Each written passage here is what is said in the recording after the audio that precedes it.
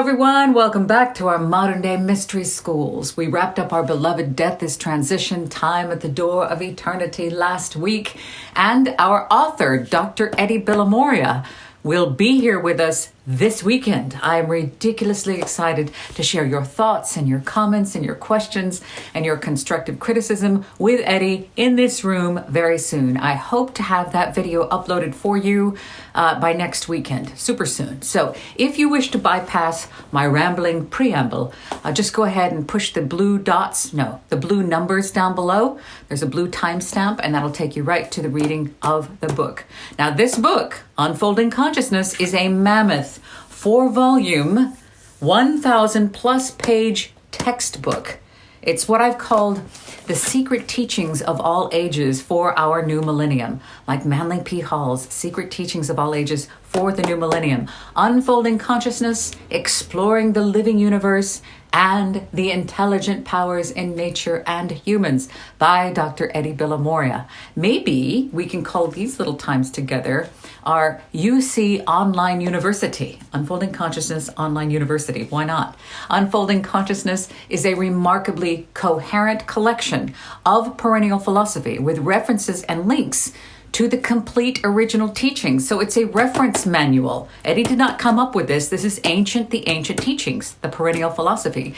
These Sunday book studies will always be free as they help get these teachings out into the world where they are so desperately needed. So please, if you can, if you enjoy what you're getting here, just like, subscribe, and share. Let's see if we can get these out so people who are looking for them can find them. I know how I felt when I found them, and I'm so grateful. And I share some of that on this channel, Living Theosophy. So immediately following our beloved Chapter 5, Death is Transition, we begin Chapter 6, which is clarifying some common misconceptions and misunderstandings on the meaning of the soul, the dual nature of our minds, and so much more. So let's go. Our yellow post-it study notes for this week. Each chapter has little post-it notes. Well, they're little yellow boxes with little study guides. So for this week, we have individuality denotes wholeness, and personality is subject to change. We're going to explain the personality in moments. Remember, you get 20% off the 4-volume set with the exclusive UC book study code that I share with you in the corner of these videos, and that is through the Shepherd Wellwyn website. So here we go, clarifying some common misconceptions. We're going to begin with Aristotle maintained that women have fewer teeth than men. Although he was twice married, it never occurred to him to verify this statement by examining his wives' mouths. And that wisdom is coming from Bertrand Russell. There is something we can learn from that. So, Chapter 6 opens the second section of Volume 2, and it is concerned with clarifying all the misconceptions, all the misunderstandings that abound on topics such as the meaning of the soul and spirit, and the associated distinction between those two. What's the difference? Do you know? Do I know? Between soul and spirit, we just toss those words around. The dual nature of mind, and whether man is just an animal, only more sophisticated, or crucially, whether he has some characteristics of mind unique to himself. Now, the last topic, are we unique, is of such importance that the whole of the next chapter is devoted to it. Now, our keywords that we'll cover in this chapter, not all of them, but some, are individuality versus personality. Soul versus spirit. Do you know the difference? We throw those words around a lot. Soul versus spirit. Spiritualist versus occultist. Man versus animal. Mind principle. Alan Octavian Hume, and so much more. So several misunderstandings abound about man's composition. The purpose of this chapter is, therefore, to inject a measure of clarity by providing further insights and elaborating the meaning of words in common use. The distinction between individuality and personality. The previous explanations have emphasized the importance of drawing a clear distinction between the individuality, man's individuality, and his personality. A distinction not of essence, but of quality. In order to understand why man is a complex being having several selves or bodies as his vehicles. These are carriers of consciousness. So, for example, let me interject here. If consciousness is coming to experience life on Earth as individuals, how would it do so unless it had a vehicle to express itself in? The principles, the vehicles that we exist in. It's not just the physical body. Having just seen how man functions in his sevenfold nature, we can draw upon the previous descriptions further to justify the need for making such a distinction.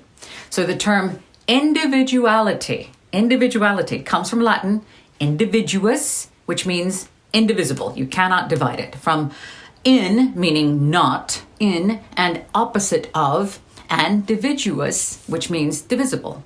From dividir, which means divide. Now, the essential meaning, therefore, is that which cannot be divided. It cannot be divided. It will always stay as one. Thus, it is not varied, it is not diversified, nor contrasted, nor mixed, combined, or compounded of other elements. It is the thing in itself, indivisible, uncompounded, original, pure, and simple in the philosophical sense. So again, the essential meaning of individuality, therefore, is that which cannot be divided. Individuality, it's unified. Thus, it is not varied, it is not diversified, nor contrasted, nor mixed, combined, or compounded of other elements. It is the thing in itself. The individuality is the thing in itself, indivisible, uncompounded, original, pure, and simple in the philosophical sense. Now, the abundance of terms is useful. Eddie is using them, all those descriptions, because it helps us appreciate the wide context in which this term is used, but always conveying the essential meaning just outlined. So, individuality denotes wholeness. Individuality denotes wholeness. As stated previously in chapters 2 and 3 in volume 2, individuality refers to the upper imperishable triad. Now, we've heard this. We're going to cover more of that. I kind of skipped around to get to death as transition, but the upper triad is Atma, Buddhi, Manas. The term permanent individuality is used by HPB to refer to just the Manas principle. That's the mind. Remember, higher and lower minds, independently of Buddhi. Okay, so Atma, Buddhi, Manas, the upper triad. Remember, Manas is mind, and that's split into two. We're going to look at a graph in a minute.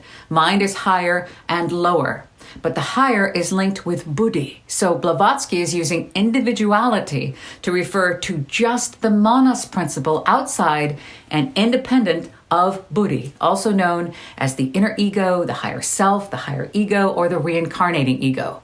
Side note here. All right, side note here. That is what comes into reincarnate. The lower part fades away. In another sense, individuality and monad are identical terms. They mean the same thing. Insofar as the individuality comprises the expression of the monad, Atma, Buddhi, through manas, mind. Listen, we're going to look at the graph. Hang on, okay?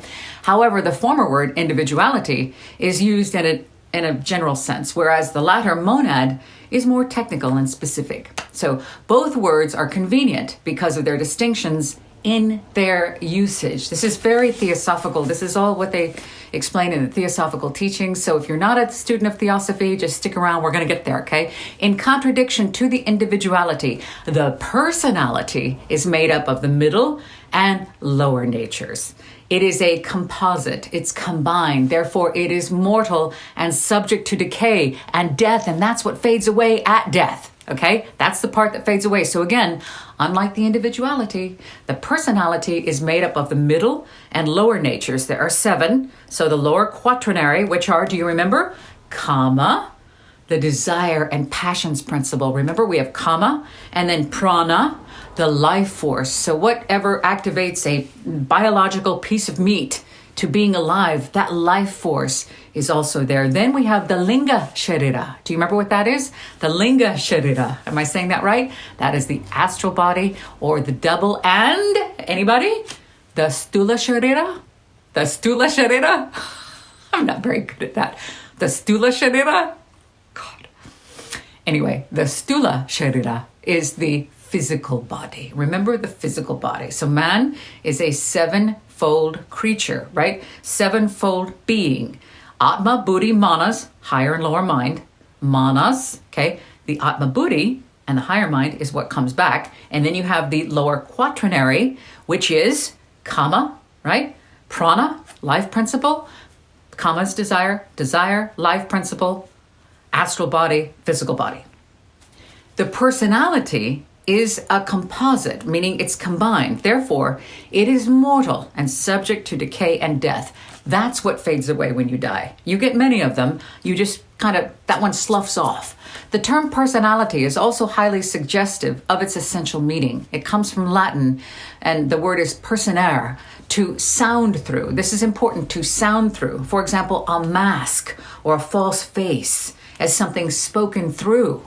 Get it? So it's a mask, like the ones worn by actors for their assumed character of their part in a drama. For example, in the Roman theater, mask. It is what we wear when we express ourselves on earth this time. So the personality is the mask which the actor, the spiritual individuality, speaks or sounds through. That's literally what personality means. The personality then is the lower quaternary, again, of 4 lower principles of man. We just talked about that. We're going to look at a graph in a minute. It comprises, therefore, the whole bundle of the psychical, the astral, the emotional, the desire, the lower mental and physical proclivities, which are our inclinations and tendencies.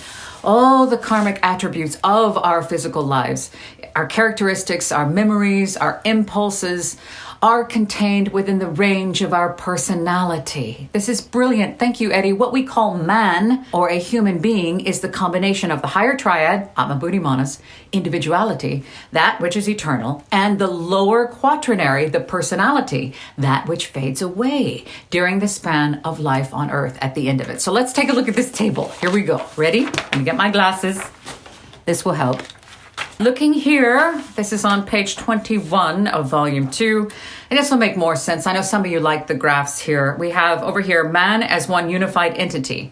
Over here on the far left, individuality or the higher self, and then you see it's cut into 2, the higher and the lower self. The lower self, personality or lower self, which is mortal. That's what fades away. That's what you slough off after death. The you that is you, acting through this personality, continues. That is what is eternal. That is what reincarnates. And moving over, you have the constitution. He's explained that the spirit is up there with individuality.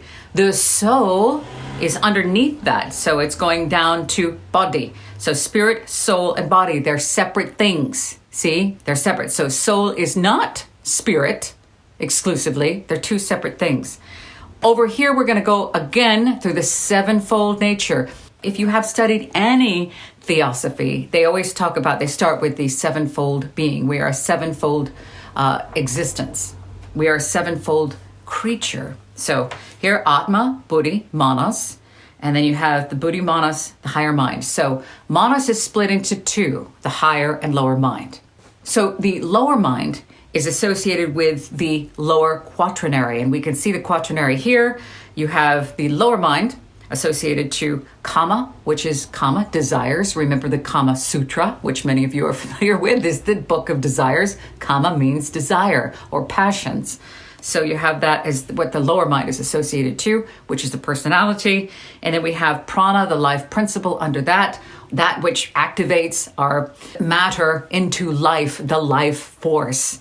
Under that, you have the astral body or the etheric double of the physical body, which is what we see, and the world of the senses, the physical senses, sight, sound, taste, touch, hearing. Am I missing one? Sight, sound, taste, touch, hearing. Okay, there we go. And then moving over, you see the explanation he's provided here. Atma, the pure consciousness. So this is universal. This is absolute. He's calling it selfhood here, the universal selfhood, God, if you want to call it that. Buddhi, all right, this is a vehicle for Atma to function, right? Here we go. The spiritual organ. So it has to have a place to, it can't just be, it has to be, if it's going to be in the physical world, it needs a vehicle. So Buddhi is the vehicle. If you can think of that, Buddhi is the vehicle, okay? The spiritual organ providing the faculty of discrimination and intuition that awakens man to direct understanding. That's where we get Buddha from. The Buddha, okay? The name Buddhi, okay? And then you have here the higher mind, okay? We're in this blue square. The mental faculty which makes of man an intelligent and moral being. That's your higher self. It's your consciousness. And that's the higher self. Think of the virtues, okay? So it's moral and distinguishes him from the mere animal. It is the pivot point, bridging the individuality with the personality, the higher and lower self. We're between the two, the higher and lower minds. The lower mind here, this is the dual function in man as to whether it rises to ally with buddhi, or it can go down and remain corrupt within itself. That's just me throwing that in there, but here we go. Creating the higher mind, or descends into identify with kama, the lower mind. And kama, again, is desires, passions. Think the Kama Sutra, that always helps. Okay. Then going down to kama, the motivating principle and impelling force, the seat of the animal desires and passions in this physical world. We're all familiar with those. They're the ones that drive you, sometimes drive you mad, but they can drive you to, they can drive you to destruction. I was almost driven to self-destruction with addictions and unrequited love and obsessions and things like that. That's the desire mind. Thank you so much for that. It's been a hell of a ride. Okay, going down into prana, the vital principle or life force that pervades and animates the physical body. Okay, so when somebody has passed away, you're looking at it and you're like, they're not there. I don't see them in there. It's literally just their body. It's like something like it's dead matter. There is no force in there, that spark behind their eyes. What is it that activates this physical, biological being into living, walking around and activated? It's switched on. It's prana, okay? The life force, prana. We all have it. The linga sharira is the model body, astral body, or that the causal form of the physical body. So they're exactly the same. One is a little bit more etheric, obviously, the etheric body. It's like an energy body, an astral body, okay? And then we have the one that we're all used to, the physical body, the vehicle of all the above. Okay, thank you, Eddie, for explaining that. But it is a mistake. It is a mistake to regard the personality as separate from individuality. It's quite the contrary. It is a projection, a projection. The personality is a projection of the individuality, and thus a reflection. It's a projection and reflection of the individuality, as an actor's mask matches the shape of his face. So let's say that again. It is a mistake to regard the personality as separate from individuality. On the contrary, it is a projection. All right, it's part of it. It's a projection, and thus a reflection of the individuality, like an actor's mask matches the shape of his face. Being a material manifestation, however, the personality can lead man astray. It can. And therefore, to free oneself from the domination of the desires and the lower self enables the true higher self, the true individuality to shine forth unhindered by the veil of personality. Again, truth nuggets. These are truth nuggets. Being a material manifestation, however, the personality can lead man astray. Can it ever? Therefore, to free oneself from the domination of the lower self enables the true individuality, the higher self, to shine forth unhindered by the veil of personality. Another common error is to think of the personality as intrinsically evil. It is not. It's not inseparable with evil, or at best just an encumbrance. It is decidedly neither of these things. For a little consideration will show that no useful work on earth can be accomplished without a suitable terrestrial vehicle in which through we work. So you can't be here without a personality. You need it. Your ego, you need it. It functions as a purpose, okay? We can only act on earth using tools from material that are of the earth. What is evil then is the domination or excessive burden of the personality over the individuality. And I'm sure you are familiar with many of us who have gotten lost in that. We believe that this is the only time around. We are incredibly attracted to power and greed and anger and fear and control and lust and all that. You recognize that? So again, what is evil then is the domination or excessive burden of personality over the individuality. Therefore, to free oneself from the personality does not mean to annihilate it. You can't annihilate your lower nature, but rather to align it, to get it under control and attune it to become obedient and faithful, like a faithful servant to the higher nature, to obey your higher self. So there we go. Thank you so much. I love you. I love these. I love this. I learn lots when I'm doing these. And I think part of that is why I do them, because I get a chance to be in class with you. If you enjoyed this, please, please, please like, subscribe, and share. It helps get these out into the world. We have audio versions coming up. We have ebooks we'll be hitting. Our next video will be Eddie in here with me answering your questions. So I will see you next week. I'm looking forward to getting that video with Eddie out. I'm not really sure what we're going to do there, but I'm really looking forward to having him on with us. This is such a wonderful, important journey with you. I am eternally grateful for you, and I love you, and I'll see you here next week.